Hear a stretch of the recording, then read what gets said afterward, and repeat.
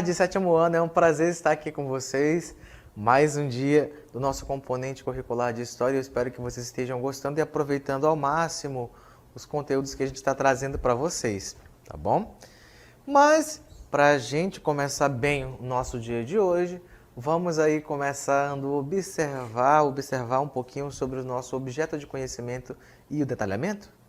Então, como objeto de conhecimento da nossa aula 9, nós temos saberes dos povos africanos e pré-colombianos expressos na cultura material e imaterial, né? Que são conceitos que já foram explorados, o que é cultura material e o que é cultura imaterial.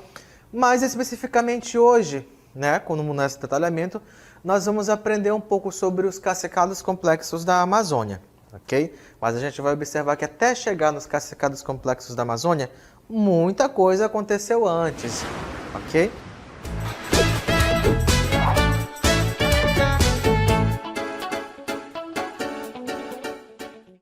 Então, gente, vamos conversar um pouco sobre a pré-história da Amazônia. Quando nós falamos em pré-história, dá pra pensar assim, então é o que vem antes da história, né? Até porque a gente viu naquela nossa primeira aula, naquela nossa linha do tempo que ficou aqui exposta para vocês, a gente viu que a história tem diversas fases, né? Mas que ela foi convencionada daquela forma para facilitar o nosso processo de entendimento, né? Então é uma forma de organização didática para que a gente possa, de fato, compreender melhor os fatos históricos e, claro, como eles se associam. Então, claro que para a gente entender o micro, ou seja, o que está mais próximo da gente, a gente tem que começar entendendo o macro, ou seja, o geral. Então, a gente vai fazer esse movimento, tá? Falando um pouco sobre a pré-história do Brasil, para assim chegarmos à pré-história da Amazônia, ok? Então, nós temos que falar inicialmente sobre os povoadores, né, dessa terra que hoje chamamos de Brasil. Então, acompanhe comigo, vamos lá? Os povoadores das terras onde é hoje o Brasil. Quando os primeiros seres humanos aqui chegaram, as características das terras onde é o Brasil eram muito diferentes das de hoje. Observa que nós estamos falando que eles chegaram, então quer dizer que inicialmente nós temos essa informação dizendo que essas pessoas vieram de outros continentes, né? Que quando a gente pega para estudar um pouco mais sobre o processo de formação geológica da Terra, nós vamos estudar sobre o quê? Sobre a Pangeia, né? Do supercontinente ancestral, que ao longo do tempo foi se dividindo em outros continentes menores, né? Nós tivemos a divisão da Pangeia em Laurásia e Gondwana e depois mais outras divisões que acabaram resultando nos continentes que nós temos hoje, né? O continente americano, o continente asiático, né? O continente europeu e por aí vai. Então nós temos essas subdivisões desse supercontinente ancestral. E grande parte dessas populações teriam se espalhado pelo mundo durante o processo de divisão desse supercontinente ancestral, né, das divisões sucessivas que aconteceram, mas também através dos processos das levas migracionais, onde muitos desses primeiros povoadores teriam saído principalmente da região da Ásia e atravessado pontes de gelo, onde também tem outras teorias de navegação, mas que eles teriam de alguma forma chegado até o continente americano, que hoje chamamos de continente americano, né, que foi batizado ali, como nós conversamos anteriormente com a professora Pet, por Américo Vespúcio, né, que decidiu dar esse nome para o continente. Mas, quando a gente para analisar as questões climáticas, a povoação e até mesmo a fauna daquele momento e a própria vegetação, a gente percebe que elas vão apresentar características bem diversas da que nós temos hoje, não é? Então, nós vamos começar a verificar algumas dessas questões até afunilarmos para a pré-história da Amazônia, ok? Então vamos lá, vamos ver quais são essas características que estão marcando nesse momento essas terras que hoje são o Brasil. Vamos lá? Então o primeiro ponto, predominavam campos de vegetação baixa. Você tem no Brasil hoje áreas de vegetação baixa em algumas partes? Sim, tem. Mas, por exemplo, aqui na nossa região, a nossa fauna e a nossa flora, né, é diferenciada do que é apresentado nesse momento como característica. Nós temos aqui campos de vegetação baixa, só se for em algumas áreas muito pequenas, como por exemplo no interior de Santarém, nas áreas de várzea, às vezes ficam campos de vegetação baixa, mas que não são muito grandes, mas na maioria, em sua grande maioria das extensões de terra da região norte, nós temos o quê? Florestas fechadas, densas e por vezes com árvores muito altas, não é? Que tem grande variedade de vida, não é? Então, é uma característica já bem diferente da que nós podemos observar hoje, tá? Na flora brasileira. Continuando, clima seco e frio com invernos rigorosos. Nós temos clima seco hoje em algumas regiões, temos, como por exemplo, Brasília, muita gente fala que tem um clima muito seco. Mas, aqui na nossa região, trazendo para cá para a gente novamente, qual é o nosso clima? Geralmente ele é quente e úmido, né? Tem muita gente que quando chega aqui, que é acostumado com outras regiões que tem um clima mais seco, quando chega aqui estranha. Diz que parece que até às vezes tem a sensação de que está se afogando quando respira. Por quê? Porque o nosso clima é diferenciado. Nós temos hoje, por exemplo, invernos rigorosos, que chega a congelar a vegetação ou a água que neva, alguma coisa assim do tipo? Não, aqui na nossa região não, né? Em algumas partes do Brasil, dependendo da situação climática, algumas vezes chega a nevar. Mas aqui o nosso inverno rigoroso hoje não é quando faz frio, não. É quando chove do início da manhã até o fim da noite. No nosso inverno rigoroso, ele se caracteriza hoje principalmente pelo volume muito grande, né? Um volume abundante de chuvas. Tanto que em alguns momentos, como por exemplo no ano passado, tivemos uma cheia recorde novamente, não é?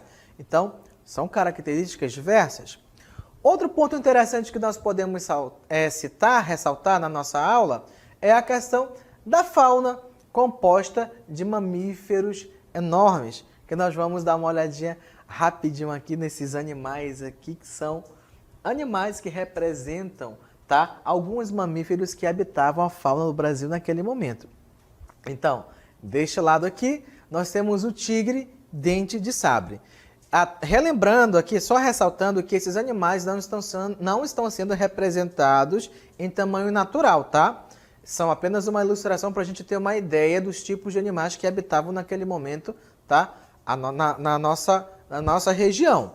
Então, o tigre dente de sabre, ou então também aqui a preguiça gigante, eram mamíferos de grande porte, chamados animais de megafauna, tá? Porque eles eram enormes, bem maiores do que os de hoje, com toda certeza, mas que estavam presentes na fauna das terras que hoje é o Brasil. Aí você pode me perguntar, professor, você repete muito esse termo, nas terras que hoje chamamos de Brasil. Por quê? Porque naquele tempo, gente, não existia essas nomenclaturas de continente americano, não existia Brasil, não existia nenhum desses países que nós temos hoje na nossa atual divisão geopolítica de mundo, ok? Então, naquela época, realmente, Brasil não existia. O Brasil só vai passar a ser Brasil um pouco mais para frente, com a chegada do europeu e o processo de colonização e, claro, o batismo da terra, que antes de se chamar de Brasil, vai ter alguns outros nomes. Ilha de Vera Cruz, Terra de Santa Cruz e por aí vai, tá? Mas aqui são exemplos dos tipos de animais que habitavam a nossa fauna, a chamada megafauna, e que por muito tempo sustentou grupos de humanos que habitavam essas terras, mas que com o passar do tempo, as mudanças climáticas e, claro, também com a mudança de vegetação, muitos deles acabaram morrendo por falta de alimentos. Então, a escassez de alimentos fez com que muitos desses animais desaparecessem, ok? Continuando, nós temos que falar também um pouco sobre os homens que habitaram essas terras naquele período também, tá bom? Na chamada pré-história brasileira. E o primeiro deles que eu vou trazer aqui para vocês são os chamados homens de Lagoa Santa. Vamos dar uma olhadinha nas características desse homem. Observa que nesse primeiro modelo, nessa primeira imagem que nós temos aí dos caçadores e coletores, que são características desses homens nesse momento, tá? Nós temos no homem de Lagoa Santa traços europeus, brancos, asiáticos. Não, você observa que tem traços negros, né? Mas Onde fica Lagoa Santa, professor? Qual é a importância desses homens?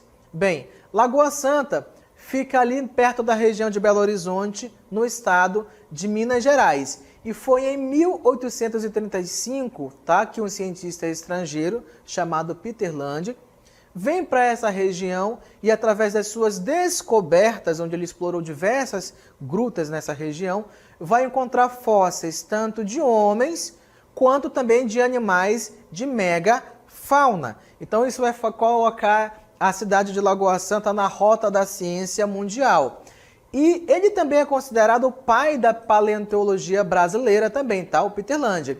Mas em 1970 nós vamos ter uma importantíssima descoberta, né? No caso, o cientista Walter Neves vai descobrir também na região de Lagoa Santa um dos fósseis que remonta então esse processo dessa vinda de grupos para a região do Brasil, que vai ser a Luzia, né, considerado um dos fósseis mais antigos, né, do mundo, mas principalmente aqui dentro da nossa região, mostrando que a presença negra dentro do Brasil já, na verdade, já existia muito antes do processo de colonização, de quando, lembra daquele movimento da Europa colonizando o mundo que começou a trazer pessoas escravizadas da África para onde? Para o Brasil? Então, na verdade, a presença negra no Brasil já estava marcada desde esse tempo. E a Luzia é justamente a prova disso, ok?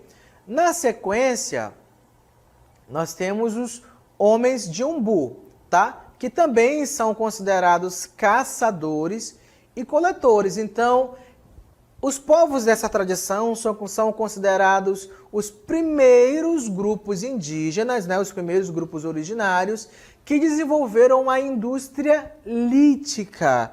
E o que é isso, professor? Indústria lítica. Você viu que eu coloquei para vocês aí as imagens de quê? De pontas de flecha de lança feitas de pedra. Então, quando nós estamos falando em indústria lítica, nós estamos falando no processo da manipulação de pedras para se fazer utensílios. Geralmente, esses utensílios que esses homens utilizavam eram utensílios cortantes para propiciar a caça, né? A obtenção de alimentos, que podiam ser pontas de flechas e até mesmo machados feitos de pedra, ok?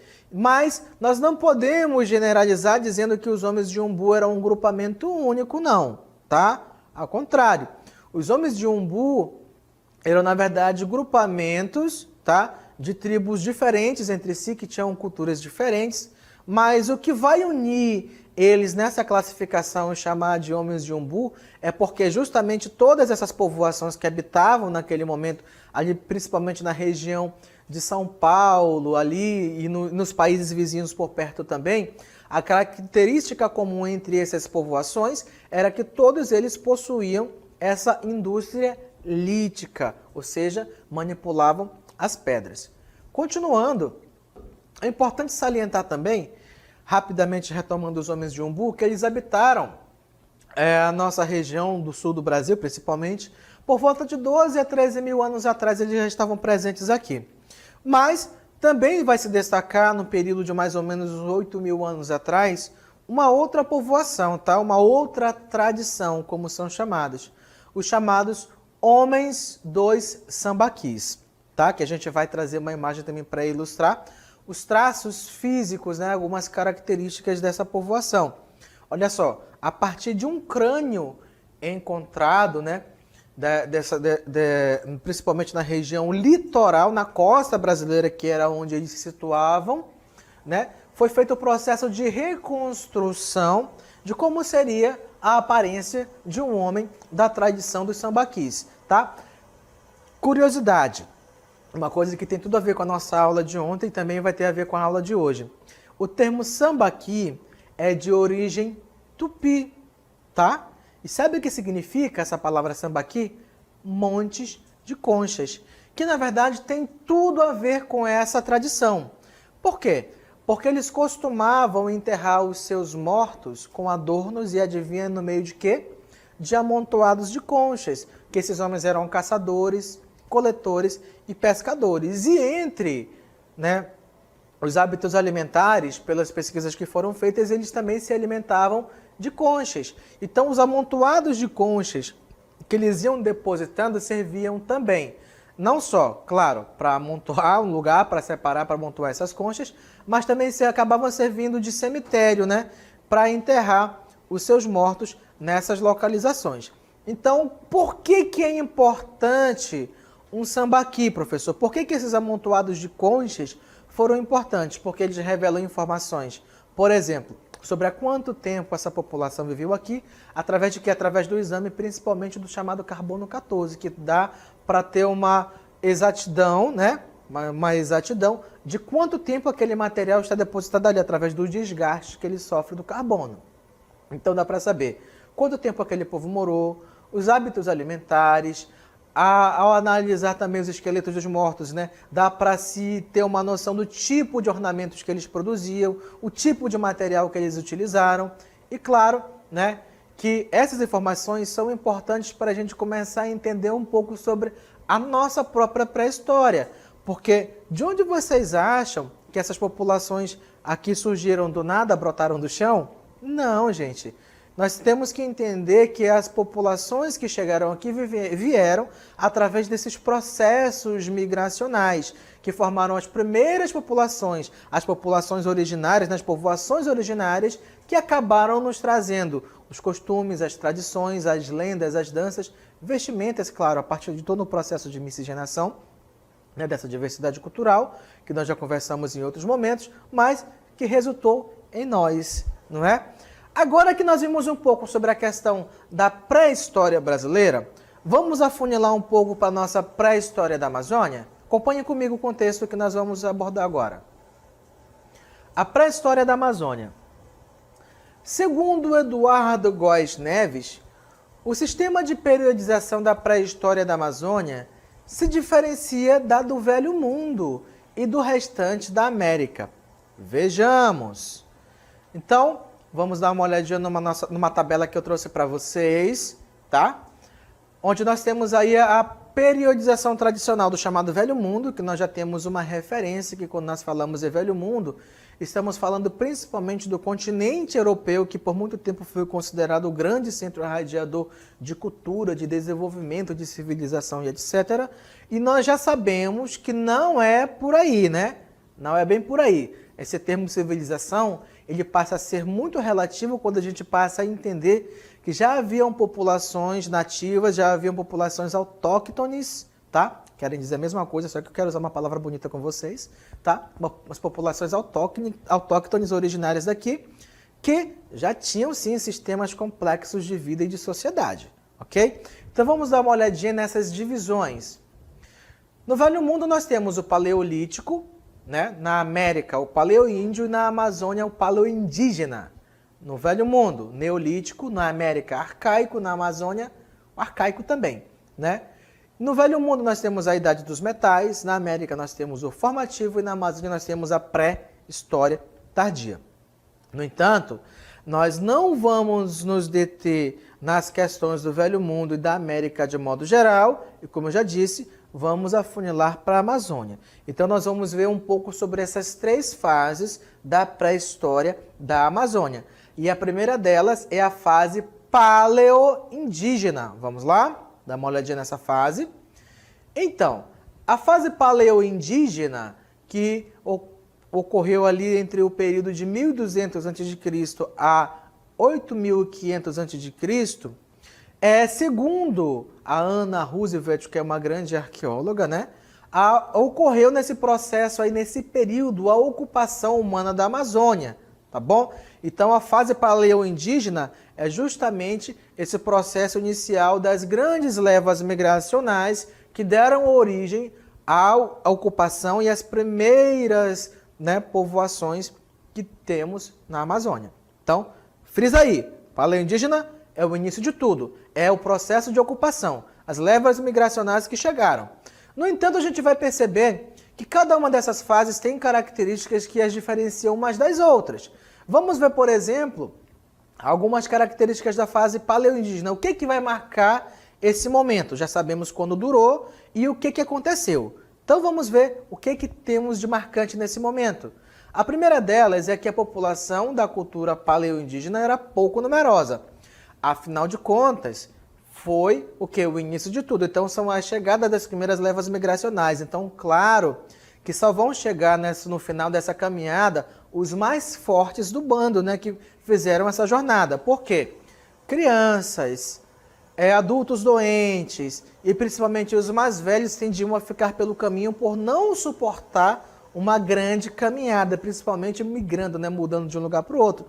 Não tinha ônibus, não tinha avião, não tinha trem, não tinha navio. Né? Existiam, claro, embarcações rudimentares, mas a maior parte do percurso que esses grupos faziam era a pé, era na canelinha, né? Usando ali para andar bastante tempo. Outra questão, que eles eram também dispersos. E o que isso quer dizer, professor, uma população dispersa? Quer dizer que existe um pequeno grupamento aqui nessa região e um outro grupo ali longe, tá? Então são grupos não muito numerosos que estão afastados uns dos outros, tá? Então são bem separados mesmo pela distância. Outra característica importante é que eles eram nômades. E o que isso quer dizer, professor? Que palavra estranha é essa? O que é um povo nômade? Um povo nômade é aquele povo que não se prende a lugar nenhum. Geralmente essas populações eram caçadores, coletores e pescadores. Então eles se estabelecem numa determinada região, extraem o que pode dentro da natureza, dos rios e da fauna, caçam, comem, e quando acaba aquela alimentação fácil de ser extraída daquele local, eles mudam para uma outra região que ofereça abundância de alimentos e condições de estabelecimento. Quando acaba novamente ali, eles migram novamente para uma outra região e assim sucessivamente. No entanto, eles já tinham uma organização social em bando, ou seja, aquele grupo estava sempre caminhando junto, ok? A próxima fase que nós vamos dar também uma observada sobre algumas das suas características é a chamada fase arcaica, que ocorreu entre 7.500 a.C. a 1000 a.C. Observação: data deste período a cerâmica marajoara, que até hoje é um dos mistérios da humanidade. Eu estou brincando, né? Mas é por conta da fineza, vou dizer fineza não é no sentido de fino não, mas da sofisticação que essa cerâmica era produzida, tá? Que tem muitos dos cronistas que quando chegaram aqui, que viram essa cerâmica marajoara, compararam ela com a mais fina e delicada, tá? Cerâmica chinesa, para vocês terem uma ideia do grau de sofisticação que se tinha na produção de cerâmica. Foi comparada com a mais bela e mais bem feita cerâmica chinesa. Então, daí a gente pode tirar que existia sim muita tecnologia já sendo empregada, tá, nos modos de vida dessas populações locais. Continuando, de acordo com o arqueólogo Pedro Inácio Schmidt, a cultura desta fase seria mais diversificada que a da fase paleoindígena. Claro, na fase paleoindígena, já que uma vez que eles eram nômades, não se estabeleciam em lugar nenhum de maneira fixa, então ficava difícil, né, organizar uma sociedade e desenvolver tecnologias que lhes permitissem ficar ali por muito tempo. Mas, além dessa característica, nós podemos ver também a experimentação e o conhecimento acumulado levariam à domesticação de plantas e de animais. E olha só que nós vamos começar a ter uma reviravolta. Se nessa fase, né, nós vamos ter a domesticação de animais e plantas, significa dizer que eles vão abandonar a fase de nomadismo, aquele hábito de nômade, vão começar agora a se estabelecer em regiões específicas, tá? Para quê? Para criar animais, para fazer as suas plantações e estabelecer ali, então, as primeiras formas de organização social ali, como as primeiras aldeias, ok? E por último, nós temos também a fase da pré-história tardia, que aconteceu de 1000 a.C. a 1000 depois de Cristo. Então, esta fase é caracterizada pelo surgimento de sociedades indígenas com grau de complexidade, os chamados cacicados complexos. Então você observa, se na paleoindígena eles eram nômades, não se fixavam em lugar nenhum, agora né? Agora não. Depois, na pré-história tardia, eles começaram a se fixar, começaram a domesticar animais e plantas. Então, isso vai começar a possibilitar que na fase da pré-história tardia, claro, com o passar dos séculos e dos anos aí, do tempo, que esses cacicados complexos surjam. Porque agora se estabeleceu, se tem uma maneira de sobreviver ali sem sair para pescar, para caçar ou para fazer coleta necessariamente. Não quer dizer, claro, não estou afirmando de modo nenhum, nem ninguém pode dizer que essas populações deixaram de caçar, de pescar ou de caçar. Afinal de contas, até hoje a gente mesmo ainda tem essas práticas no interior, né? Então não estou dizendo que eles abandonaram essas práticas, mas que o desenvolvimento da criação de animais e domesticação de plantas lhes permitiu se fixar e desenvolver essas sociedades complexas que mais tarde foram chamadas de cacicados complexos dentro da fase da pré-história tardia. Ok? Continuando.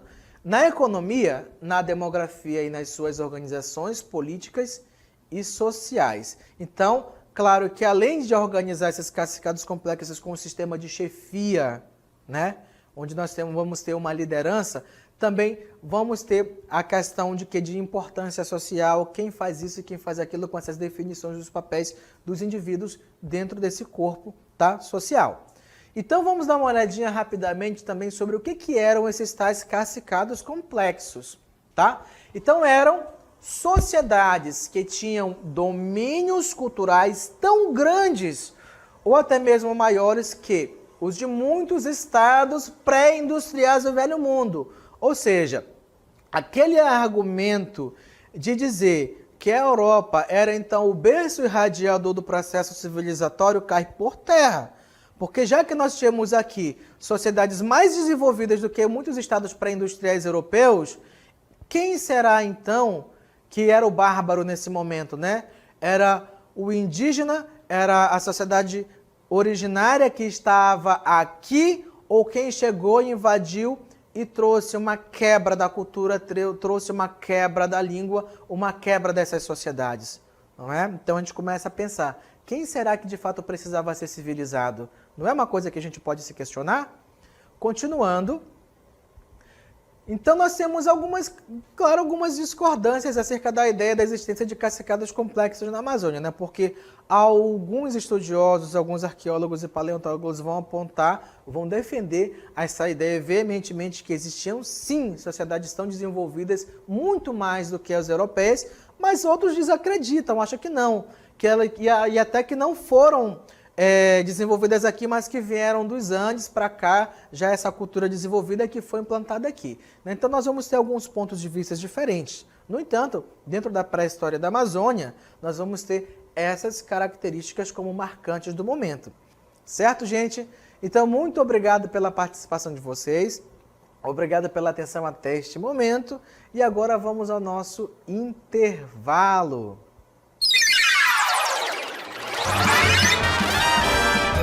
A sua aula continua no próximo vídeo.